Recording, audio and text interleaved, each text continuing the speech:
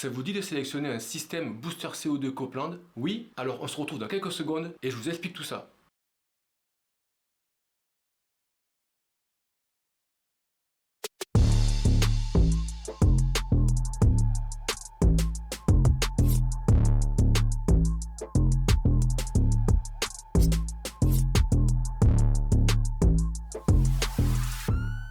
Salut, c'est Frédéric Morena de la société Copland. Bienvenue dans cette nouvelle vidéo dont le sujet est la sélection de groupes de condensation CO2 positifs et boosters négatifs avec les logiciels Select 8 et notre nouveau logiciel de sélection Booster Tool. Vous connaissez sûrement déjà notre logiciel Select 8. Et aujourd'hui, on vous présente notre nouveau logiciel qui s'appelle Booster Tool et qui permet de sélectionner un système de groupes positifs et boosters négatifs. À ce jour, seulement Copland propose ce type de logiciel de sélection en accès libre. Cela vous donnera de l'autonomie, de la rapidité de sélection et la sécurité du bon matériel sélectionné. Bienvenue dans la première partie. Donc on va commencer par la sélection d'un groupe positif seul avec le logiciel Select 8. Tout d'abord, il faut vérifier que vous avez bien la dernière mise à jour du logiciel et il faut au minimum avoir la version Customer 8.38.2.52.60 et on trouve toujours cette information en bas à gauche de la page de Select 8. Donc pour commencer, on va venir choisir le fluide, on met seulement le R744, ensuite on choisit la tension, donc on est toujours en triphasé, hein. Donc ensuite on vient cliquer sur l'onglet plein air et il faut cocher la case vitesse variable au CO2. Après on rentre les conditions de fonctionnement, par exemple on va prendre -8 d'évaporation, on va mettre ensuite 15 de surchauffe et on va mettre une température extérieure de 34 degrés. Et là maintenant on peut sélectionner le groupe à la puissance désirée. Ensuite on peut changer la vitesse du compresseur, donc le plus facile c'est de sélectionner la fréquence en mettant des Hertz et en choisissant 1 par seconde plutôt que choisir la vitesse en tours par minute. Et en fonction du besoin, on peut afficher la fréquence maxi et mini de 20 à 90 Hz. Et quand on sélectionne un groupe tandem, on peut aussi désactiver le compresseur fixe pour voir la puissance minimale du groupe. Et donc quand on le fait, il faut évidemment ne pas oublier de le resélectionner quand on a terminé. Donc on retrouve ici la puissance frigorifique du compresseur à la vitesse et aux conditions qu'on a sélectionnées. Donc on a également toutes les données habituelles qu'on connaît dans Select, comme la vue d'ensemble, les tables, les limites de fonctionnement, le plan et les données techniques par exemple. Maintenant, donc, on va regarder la sélection de modules négatifs. On va sur l'onglet compatibilité ERP et on sélectionne tous les modèles. On vient modifier ensuite la température d'évaporation, on va mettre -35. On va ensuite sélectionner un groupe négatif OLE et on va pouvoir rentrer la température de condensation qui est -8. Donc on a automatiquement la pression du réservoir qui se sélectionne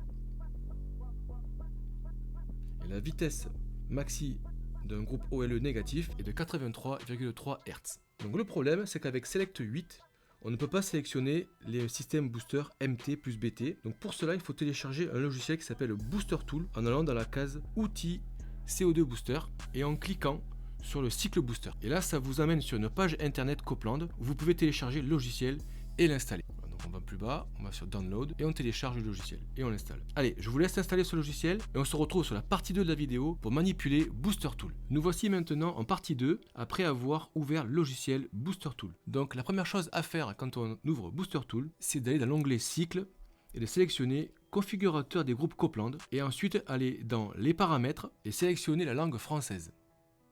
Ensuite, on va sur l'onglet entrée de base. On va remplir les données de puissance et les conditions de fonctionnement des LT et du MT. Donc là, on va mettre 8 kW pour du négatif, avec une température d'évaporation de -35 et une surchauffe totale de 15 Kelvin. Ensuite, on va sur le positif et on va mettre 30 kW pour une température d'évaporation qu'on va sélectionner à -8. Et toujours 15 de surchauffe, 8 plus 7. Pour terminer, on va renseigner la température extérieure de 34 degrés et cela calcule automatiquement la température de sortie gaz couleur de 36 degrés. On se met sur l'onglet aperçu maintenant et ensuite on va cliquer sur calcul de sélection en haut de la page. Donc maintenant il faut attendre que les deux barres soient arrivées à 100%. Là on est toujours en sélection. Donc la deuxième barre arrive à 100%. En bas à gauche de l'onglet aperçu, on a la sélection du groupe BT et du groupe MT, donc on a un OLE 25 pour le négatif et un OMTE 64T pour le positif. Et on peut ensuite calculer le rendement saisonnier du système. Donc on va d'abord sur Autre entrée et on vient renseigner le facteur de charge nocturne à 50%. Ensuite, le prix de l'électricité à 20 centimes le kilowattheure. Et ensuite, l'émission de CO2 à 12 grammes par kilowattheure. Après, on va sur Performance saisonnière et on vient sélectionner la ville. Donc là, on met Lyon par exemple.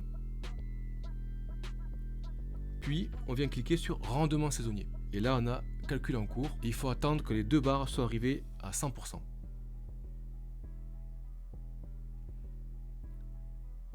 Voilà. Donc une fois que c'est fait, le logiciel calcule le rendement saisonnier. Et donc on va sur Performance saisonnière. Et là, on trouve le rendement saisonnier de l'installation avec les températures ambiantes, maxi, mini de la ville, le coût annuel et la consommation d'énergie annuelle, et aussi les émissions annuelles de CO2. Et on retrouve en dernier ici le temps de fonctionnement en transe critique ou en subcritique.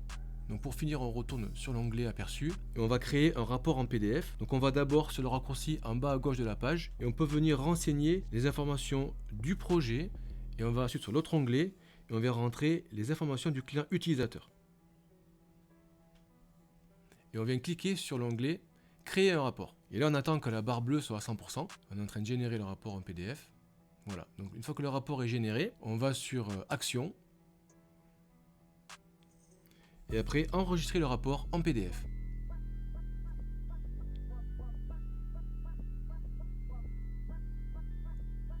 On rentre le nom du projet. On l'enregistre. Et voilà. Ensuite, un rapport complet est généré avec toutes les données techniques des deux machines. On retrouve le schéma FUDIC, le diagramme enthalpique, toutes les données qu'on a vues tout à l'heure.